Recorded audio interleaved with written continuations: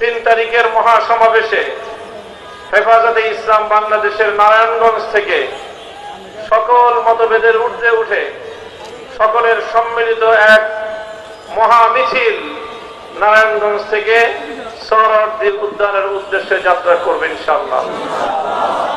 আমাদের সাংগঠনিক কিছু মতপার্থক্য রয়েছে, ইনশাআল্লাহ 3 তারিখে আমরা সেই মতপার্থক্যের ঊর্ধ্বে উঠে সকলে সম্মিলিতভাবে প্রস্তুতি নিয়ে 3 তারিখের মহাসমাবেশকে বাস্তবায়ন করব।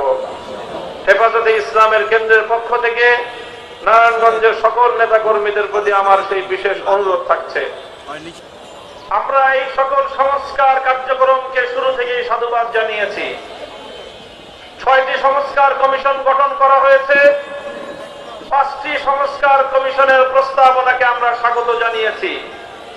এ দ্বারা স্পষ্ট প্রতীয়মান হয় হেফাজতে ইসলাম বাংলাদেশ এবং দেশের আলেম সমাজ, ইসলাম প্রিয় জনগণ বাংলাদেশের বর্তমান সংস্কার কার্যক্রমের সবচেয়ে বেশি সহযোগী শক্তি। কিন্তু দুঃখ এবং ভারাক্রান্ত হৃদয় নিয়ে বলতে হয়, বিগত 19শে এপ্রিল নারী বিষয়ক সংস্কার কমিশন যেই প্রস্তাবনা উপস্থাপন করেছে, এটা দেখে আমরা স্বাগত জানাবো তো দূরের কথা, বাংলাদেশের আলেম সমাজ এবং ইসলাম প্রিয় জনতা আমরা স্তম্ভিত হয়ে পড়েছি।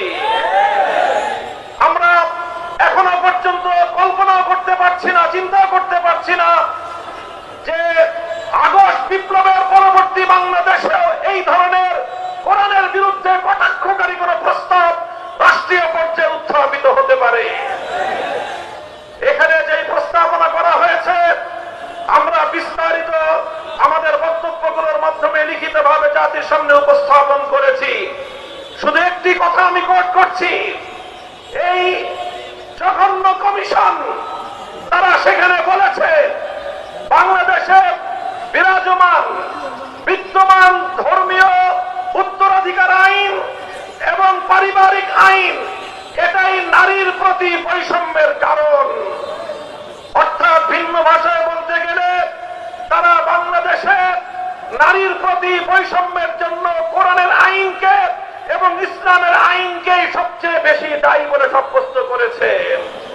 হে ধর্মপ্রাণ মুসলমান, আল্লাহতে বিশ্বাসী, আল্লাহর কোরআনে বিশ্বাসী মুসলমানদের কাছে আমি জিজ্ঞাসা করতে চাই, আল্লাহর কোরআন আল্লাহর জমিন থেকে সকল বৈষম্য দূর করে ইনসাফ ভিত্তিক সমাজ করবার জন্য নাজিল হয়েছে, কথা বিশ্বাস করো কিনা? যদি তোমরা এটা বিশ্বাস করে থাকো, তোমাদের ধর্মীয় বিশ্বাসের প্রতি চরম বৃদ্ধাঙ্গুলি প্রদর্শন করে যে ধৃষ্টতা প্রদর্শন করা হয়েছে, এটা আমরা বরদাস্ত করতে প্রস্তুত নই। ডক্টর ইউনূস সাহেবের ভেরিফাইড ফেসবুক পেজ থেকে প্রতিশ্রুতি ব্যক্ত করা হয়েছে এই নারী কমিশনের প্রস্তাবনাকে, তাদের সুপারিশকে যথা দ্রুত সম্ভব তারা বাস্তবায়ন করার প্রতিজ্ঞা করেছেন।